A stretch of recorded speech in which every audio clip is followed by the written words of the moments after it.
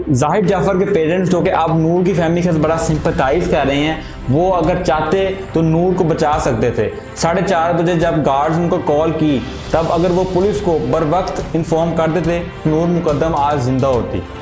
और उसके अलावा जो लोग ये साबित करने की कोशिश कर रहे हैं कि जाहिद जाफर मेंटली इल थे, उनके लिए ये पैगाम है कि एसएसपी बताउर रहमान की स्टेटमेंट है जिसमें उन्होंने बताया है कि जब जाहिद जाफर को अरेस्ट किया गया तो वो बिल्कुल साउंड थे, अपनी सेंसेस में थे, बिल्कुल भी इंटॉक्सिकेटेड नहीं थे, कोई ड्रग उन्होंने नहीं लिया हुआ था और जो कुछ उन्होंने किया है बिल्कुल कॉन्शियसनेस में किया है और अपनी पूरी सेंसेस के अंदर किया है। अली रजा जिन्होंने अपनी बीवी बच्चों के ऊपर पेशावर में अंधाधुंध फायरिंग की, जिसके नतीजे में उनकी बीवी हलाक हो गई हैं और उनके बच्चे अभी भी क्रिटिकल सिचुएशन में हॉस्पिटल में हैं। 26 दिन हो गए हैं उनको और अभी तक पुलिस उनको पकड़ने में नाकाम है। अस्सलाम वालेकुम, दिव्य की शो में आप सबको खुश आमदीद। नाज़रीन, 20 जुलाई को एक इंतहाई अफसोसनाक वाक़या पेश आया जिसमें नूर मुकद्दम जो कि फॉरेन एम्बेसडर शौकत मुकद्दम की बेटी थी, उनको एक सफाक कातिल जाहिद जाफर ने बड़े ही बेदर्दी से उनका कत्ल किया।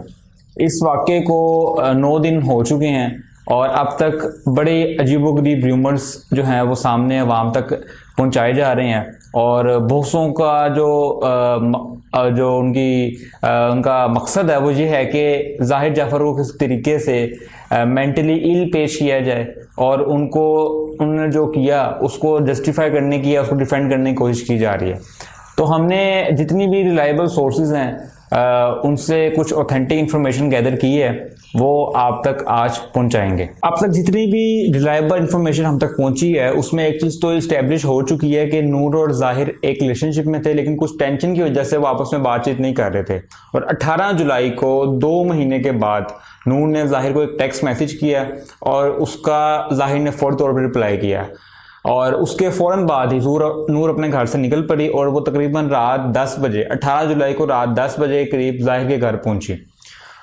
18 जुलाई की रात खत्म हुई तो उनको ये पता चला कि 19 जुलाई को सुबह 4 बजे की 4 AM की जाहिर ने यूएस की जो है अपनी फ़्लाइट बुक करवाई हुई है। जाहिर ने सारी पैकिंग कर ली हुई थी, लेकिन एकदम वो अपने घर से भी निकल के टैक्सी पे लेकिन उन्होंने टैक्सी वाले को वापस अपने घर ले जाने को कहा और कहा कि अब हम काफ़ी लेट हो चुके हैं। उन्होंने अपनी जो यूएस की फ़्लाइट थी वो छोड़ दी।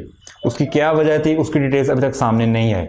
और उस रात से लेके अगली रात 19 जुलाई को रात तकरीबन 10-11 बजे तक नूर की अपने वालिदैन से किसी किस्म की कोई कम्युनिकेशन नहीं हुई।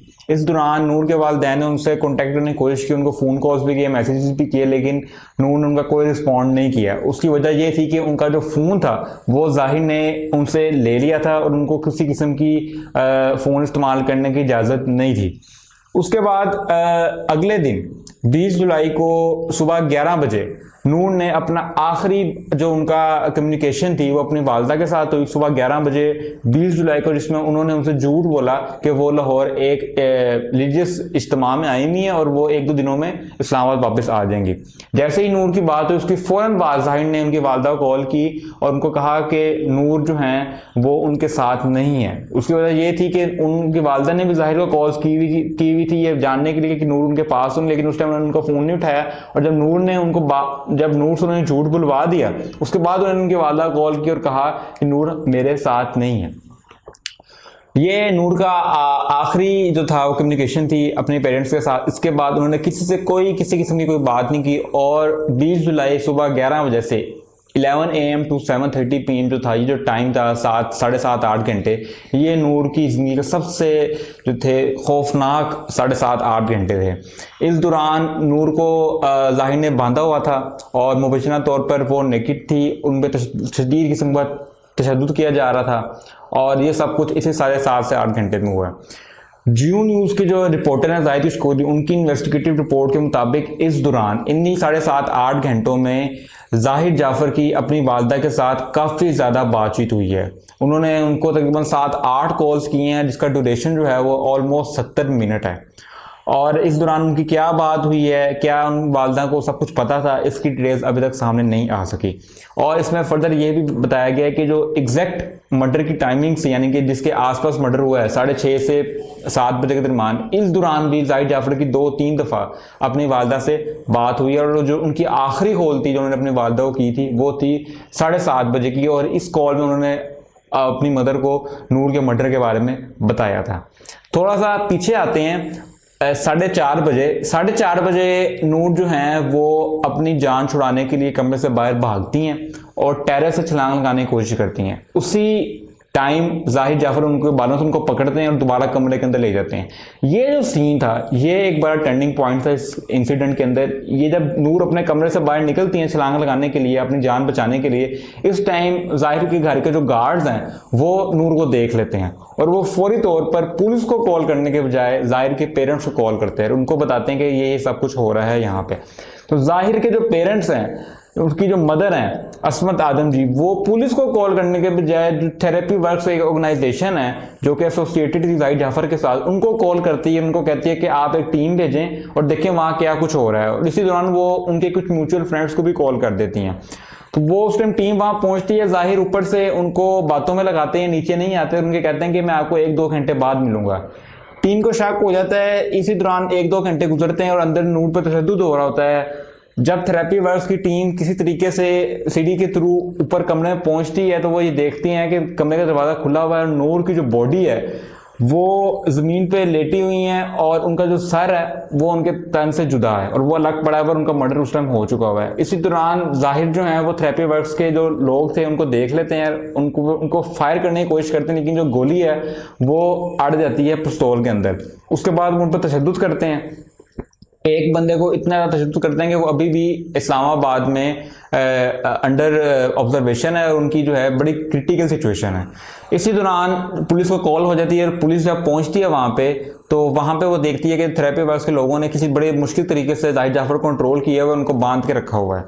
और जब एसएसपी वहां पहुंचते हैं उसके बाद क्या होता है, वो ये बड़ा क्लियर कर देते हैं कि जाहिद जाफर जो थे वो किसी भी उन्होंने इंटॉक्सिकेटेड नहीं थे, कोई भी ड्रग्स उन्होंने नहीं लिया, तो अपनी पूरी सेंसेस में थे और बिल्कुल होशो आवाज में थे। एसएसपी अताउर रहमान की स्टेटमेंट के बाद ये चीज बड़ी क्लियर हो जाती है उन लोगों के लिए जो साबित करने पे तुले हुए हैं कि वो जाहिद जाफर एक मेंटली इल बंदा था।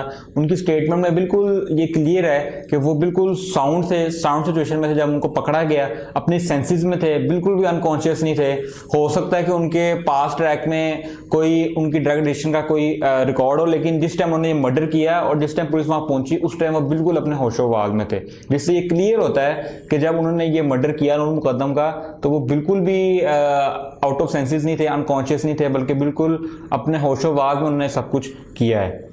दूसरी बात जो इस सब चीज़ों से जो फाइंडिंग्स हम कह सकते हैं वो ये हैं कि जो जाहिद जाफर के पेरेंट्स हैं जाकिर जाफर और असमत आदम जी, वो अब तो बड़ा ये प्रिटेंड कर रहे हैं कि जी उनका कोई इन्वॉल्वमेंट नहीं है। वो न्यूज़पेपर्स में जो है वो अपनी पीआर भी कर रहे हैं, ये स्टेटमेंट्स भी पब्लिश करवा रहे हैं जी कि वो बिल्कुल नूर मुकद्दम की फैमिली के साथ सिंपथाइज करते हैं, वो जाहिर जाफर को डिसोन करते हैं, लेकिन असलियत कुछ और है। जब 4:30 बजे गार्ड्स ने उनको फ़ोन किया उस टाइम अगर वो पुलिस को फ़ोन कर देती तो नूर मुकद्दम आज जिंदा होते, क्योंकि नूर मुकद्दम का जो कत्ल हुआ है वो हुआ है तकरीबन 6:30 से 7 बजे के दरमियान और गार्ड्स ने जो उनको कॉल की वो 4:30 बजे के दौरान, तो उनके पास आराम से 2.5 से 3 घंटे थे कि वो पुलिस को बताती, पुलिस मौके पे वहां पहुंचती और नूर की जान बच जाती, लेकिन उन्होंने ऐसा नहीं किया। वो कॉम्प्लिसिट हैं इसके अंदर, उनके जो हस्बैंड हैं वो भी कॉम्प्लिसिट हैं। अब वो जितनी मर्जी पीआर एक्सरसाइज कर लें, इसका कतई तौर पे मतलब नहीं है कि उन्होंने अपने बच्चे को बचाने की कोशिश नहीं की। इसके अलावा एक और बड़ी हैरानकुन चीज सामने आई है, जियो ने रिपोर्ट की है कि 19 जुलाई को नूर ने अपने ड्राइवर को कॉल की और उनको कहा कि वो किसी तरीके से 7 लाख रुपए का बंदोबस्त करें, जिस पे ड्राइवर ने कहा कि वो इतने पैसे तो इकट्ठे नहीं कर सकते, जितने होते हैं वो इकट्ठे कर लेते हैं। उन्होंने थोड़े ही देर में 3 लाख रुपए इकट्ठे किए और नूर को कहा कि पैसे कहाँ पहुंचाने हैं। उन्होंने जाहिर के घर का एड्रेस दिया और कहा कि मैं बाहर नहीं आ सकती, आप नीचे जो खान साहब हैं उसको पैसे पकड़ा दें और मेरे वालिदैन को बिल्कुल ना बताइएगा।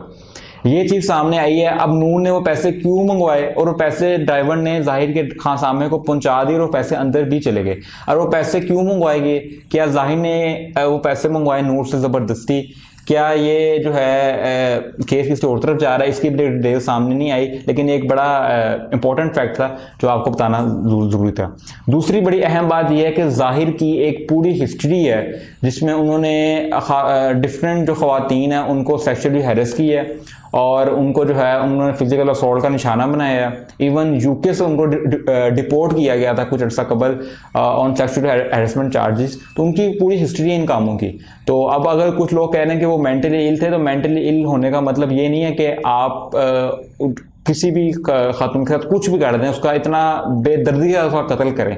और क्या मेंटली इल आदमी जो है अपना जो उनका वो एक इंतहाई प्रिविलेज फैमिली से बिलोंग करते हैं, वो अहमद जाफर एंड को जो कि पाकिस्तान की एक बहुत बड़ी कंपनी है उसको ऑन करते हैं, उसमें काम कर रहे हैं। क्या एक मेंटली इल बंदा इस तरह की कंपनी के जो अफेयर्स हैं वो रन कर सकता है? ये एक बहुत बड़ा सवालिया निशान है जिसका जवाब अभी तक सामने नहीं आ सका। नूर मुकद्दम मर्डर केस एक लिटमस टेस्ट केस है पाकिस्तान की जुडिशरी के लिए, क्योंकि ये कहा जाता है कि जहां पे अमीर के लिए कानून कुछ हो रहा है, गरीब के लिए कानून कुछ हो रहा है। अमीर को सवेर से सवेर गुनाह भी क्यों ना कर ले, क्राइम क्यों ना कर ले, उसको कहीं ना कहीं जो है वो आसानी मिल जाती है, उसको एक्यूट भी किया कर दिया जाता है, सजा भी मिले तो बहुत कम मिलती है। और गरीब जो है उसको ऊपर सारे कानून लागू होते हैं, उसको सख्त सजा भी दी जाती है। और कभी कभार तो ऐसा भी होता है कि जो गुनाह उसे नहीं भी किया उसके लिए भी वो सालों जेल में गुजार देता है। तो ये जो केस है इसमें जुडिशरी को ये इंश्योर करना पड़ेगा कि वो स्पीडीली इस केस को एड्रेस करें और जस्टिस को जो है वो डिस्पेंस करें। इसके अलावा एक और जो केस है वो सामने आया था। नूर के जो मर्डर है उससे 2 हफ्ते पहले 3 जुलाई को रजा अली नामे एक पुलिस कांस्टेबल ने पेशावर में अपनी बीवी और बच्चों के ऊपर ओपन फायर किए हैं, जिसके नतीजे में उनकी जो बीवी बुशरा है वो हलाक हो चुकी हैं और उनके जो बच्चे हैं वो क्रिटिकल सिचुएशन में हैं। और इस वाक़े को आज 26 दिन हो चुके हैं और अभी तक रजा अली जो है उनको पकड़ा नहीं गया। शायद इस वजह से कि वो उनका ताल्लुक केपी पुलिस से है या क्या वजह है कि अभी तक उनको पकड़ा नहीं गया। तो उस केस में भी हम ये अपील करते हैं सिक्योरिटी एजेंसी से कि फौरी तौर पर उनको पकड़ा जाए और अदालत में पेश किया जाए। इस हफ्ते के लिए इतना ही। नाजरीन, सोशल मीडिया प्लेटफॉर्म से को लाजमी फॉलो करें, अपनी फीडबैक हमें लाजमी दें। बहुत शुक्रिया।